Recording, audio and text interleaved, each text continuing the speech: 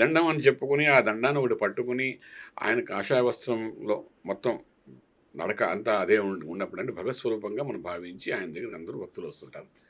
అటువంటి వాణి యొక్క వాక్లో నుండి ఒక స్టేజ్ మీద ఇటువంటి ఆయన ఒక సంవత్సరం మనం యానివర్సరీ ప్రోగ్రామ్స్లో ఇవన్నీ జరిగాను 6వ తారీఖు నాడు. సో అటువంటి ప్లేస్లో ఆయన విష్ణు శివుడు వేరు అనే తత్వంతో ఆయన మొదటి శివద్వేషిగానే మాట్లాడటం మనం చూస్తూనే ఉన్నాము. సో ఈ రకంగా మాట్లాడటం అనేది ఆయనకి అది సరైనది కాదు కదా.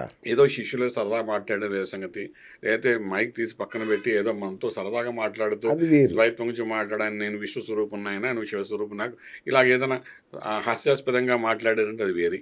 కానీ అదే పనిగా అంటే నోరు జారి మాట్లాడారా అంటే అది కూడా కాదు. అలాగని పొరపాటును మాట్లాడేశారా అంటే అది కూడా కాదు. ఆ యొక్క సబ్జెక్ట్ని తీసుకుని విశేషంగా ఆదిశంకరాచార్య వారి యొక్క సబ్జెక్ట్ని తీసుకుని ఆయన విష్ణు స్వరూపం విష్ణు యొక్క అంశము అన్నట్టుగా చెప్పుకుంటూ ఈ 4 పీఠాలు ఆయన ద్వారా జరగలేదని చెప్పి స్థాపన జరగలేదని చెప్పి ఒక మాట అనేసి శివతత్వంలో ఉన్న చాలామంది యొక్క మనోభావాల మీద ఒక విపరీతమైన ద్వేషం పెంచేటట్టుగా అంటే ఆయన మీద ద్వేషం పెరిగేటట్టుగా చేశాడని నాకు అభిప్రాయం కలుగుతుంది. ఎందుకంటే మేము ఇందాక నేను చెప్పాం మొదట ఆరంభంలో సదాశివ సమారంభం శంకరాచార్య మధ్యమ స్వదాచార్య పర్యంతం వందే గురు పరపరవనం. అలాగే నారాయణం శమారం అంటే ఒకటి శివుడి గురించి మనం చెప్తున్నాం, విష్ణువు గురించి కూడా మనం చెప్తున్నాం. మా గురు పరంపరలో శివుడికి విష్ణువుకి పెద్ద వ్యత్యాసం లేదు మనం. ఇలా మా గురువులు మాకు నేర్పారు. మా గురువు గారు అంపోలు రుద్రకోటి శర్మ గారు ఇదే మాకు నేర్పారు. గురు పరంపరలో ఉంటే నాయన ఇది చదవాలి, మన శ్రీ విద్యలో ఈ విధంగా ఉంటుంది. అలాంటిది ఆయన స్థాయిలో ఉండి ఆ ఇద్దరికి తేడా ఉంది అనే భావంతో బయట చెప్పడం అన్నది అది కరెక్ట్ కాదు. అది ఏమాత్రం మనం ఏకీభవించవలసిన విషయమే కాదు.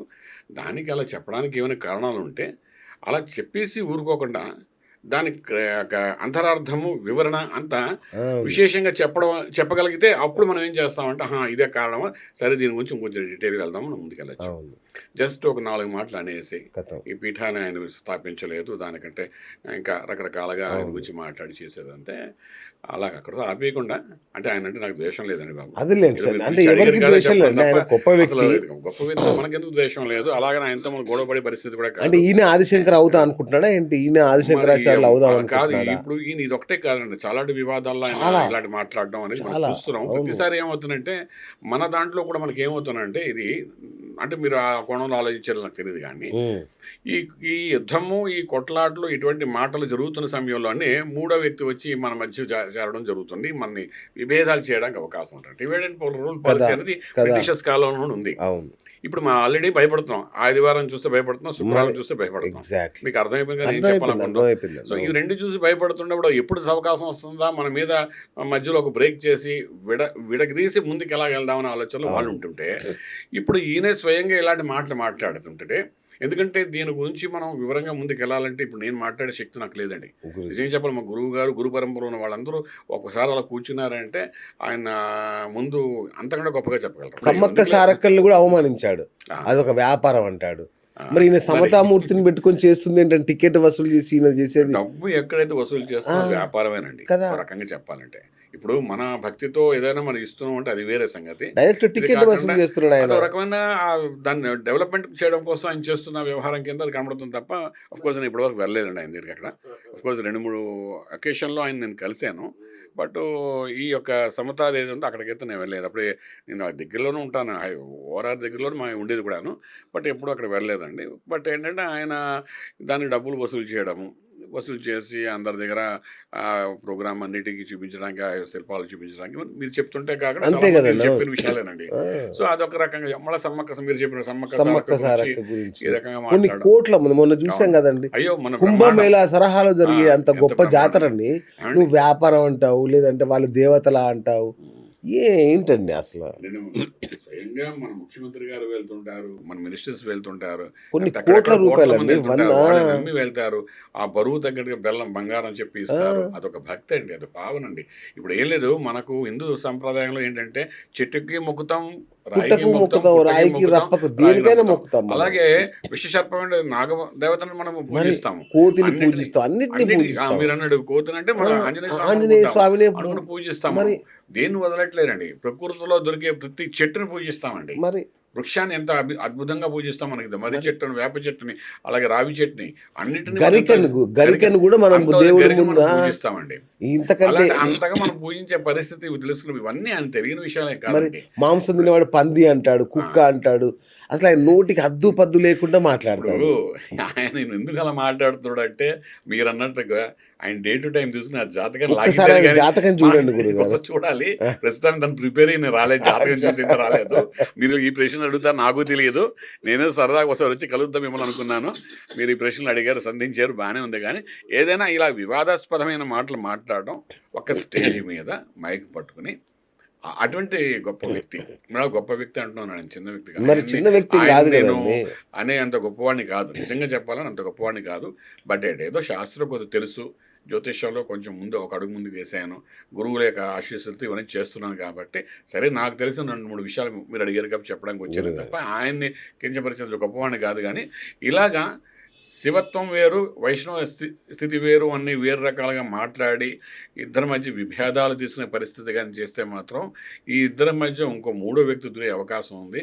దీనివల్ల దేశానికే నష్టం అవుతుంది. ఇప్పుడు చతురామ్నాయ పీఠాలు ఉన్నాయి, వారు స్థాపించినవి, ఆదిశంకర్లు పాటించినవి, వాటిని అవమానించినట్టే కదండి. ఇప్పుడు ఈ దేశ ఆధ్యాత్మిక సామ్రాజ్యానికి అవి ఒక పెట్టని కోటలు అవి. ఎందుకంటే మేము ఇప్పుడు గురు పరంపరలో చెప్పుకుంటాం కదా ఇవన్నీ, చెప్పుకుంటే ఇప్పుడు వీళ్ళు గురు పరంపరలో ఉన్న వాళ్ళందరూ చేస్తుంది కరెక్ట్ కాదని ఆయన చెప్తున్నట్టు అర్థం. అంతే కదండి. అది చాలా పెద్ద విషయం. పంచాయతీలు తెలియదు అంటాడు.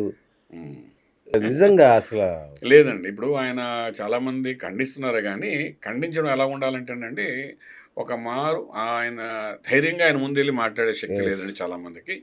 తర్వాత మన దాంట్లో కూడా చాలా గొప్ప వ్యక్తులు, మన ఆంధ్ర రాష్ట్రం ముద్దుబిడ్డలు 4 ఉన్నారు. చాగంటి కోటేశ్వరరావు వాళ్ళు మాట్లాడాలి, గరికపాటి గారు ఉన్నారు. అలాగే మనం చూసుకుంటే షణ్ముఖ శర్మ గారు ఉన్నారు. ఇటువంటి గొప్ప వ్యక్తులు, ముద్దు బిడ్డలు మనం ఆంధ్ర రాష్ట్రానికి భగవంతుడు మనకి ఇచ్చాడు. అటువంటి ముద్దు బిడ్డలు చక్కగా ఇలాంటి విషయాలు మాట్లాడుతున్నప్పుడు ఇలాంటి వాటిలో వాళ్ళు స్పందించాలని ప్రయత్నం చేయరండి.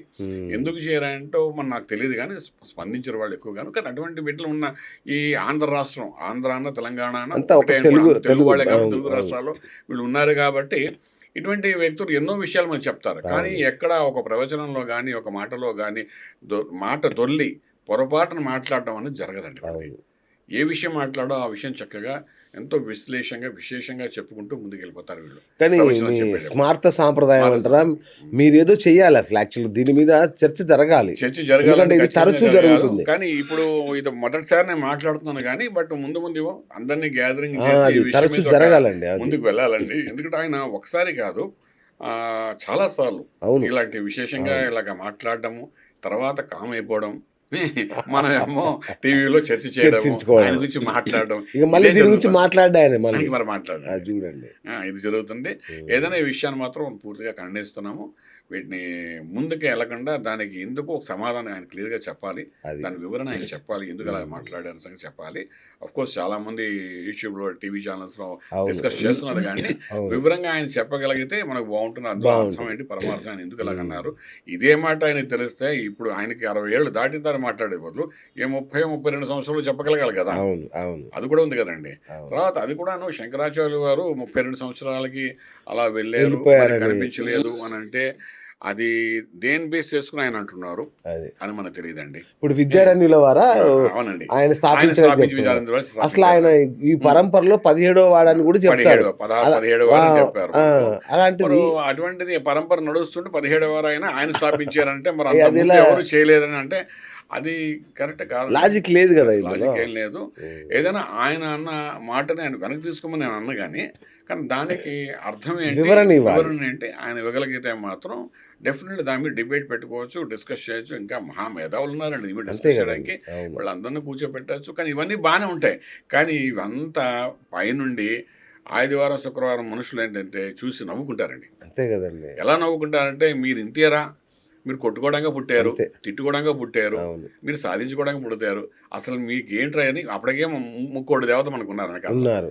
ఈ దేవతలు ఇంతమంది ఉన్నారని 100 మాటలు ఆల్రెడీ అంటూనే ఉంటారు. అవహేళన చేస్తూనే వాళ్ళు ఉంటారు. హేళన చేస్తూనే ఉంటారు. అవును. ఇంకా ఇలాంటి పీఠాధిపతులు కాకపోయినా ఇలాంటి వ్యక్తులు స్వామీజీ వీళ్ళు కూడా ఇలా మాట్లాడుతున్నప్పుడు ఏంటంటే ఇంకా మీకేముందిరా రేపు పొద్దున్న మేము బయటకు వెళ్ళినా మాతో అనేవాళ్ళు చాలా మంది ఉన్నారు. అంతే కదా. ఏమంటే గురువు గారు ఆయన అలా మాట్లాడారంటే ఇప్పుడు మీ స్టూడియోకి వస్తుంటే బయలుదేరుతుంటుంటే మా వాళ్ళు ఏదైనా మీ వీడియోలు చేశారండి స్వామి ఇలా అన్నాడు సార్ చిన్నయ్య స్వామి గారు మీకు దీని మీద ఏమైనా అభిప్రాయం ఉందా మీకేమైనా తెలుసా నాకేం తెలుస్తుంది దీని గురించి చెప్పండి నేను ఏదో రామకృష్ణ అనుకుంటే జ్యోతిష్యం చెప్పుకుంటాను